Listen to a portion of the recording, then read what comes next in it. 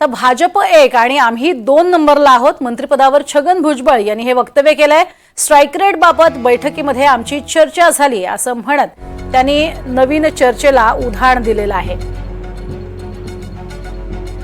मला काही कल्पना नाही की काय चर्चा करतात ते, परंतु हे खरं आहे की अजितदादांच्या बरोबर आमच्या आमदारांची जी बैठक झाली त्याच्यामध्ये ज्या वेळेला इश्यू केला गेला त्यावेळेला ठीक आहे, शिंदे गटाने जास्त जागा मिळायला लढवायला त्यांचे जास्त निवडून आले, आमच्या गटाला त्या मनात फार कमी जागा मिळाल्या त्यामुळे आमचे निवडून आले।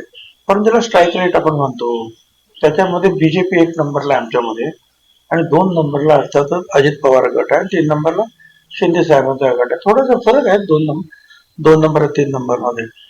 आमच्या म्हणणं असं आहे की आमचा पण स्ट्राईक रेट चांगला आहे, तर तुम्ही त्यांच्या वेळेस आम्हाला पण जागा द्या, एवढंच आमचं मागणं। आता शेवटी जे काय ते सगळे नेते आहेत ते बसून ठरवतील, कदाचित सारख्या जागा असतील, कदाचित एखादी जागा कमी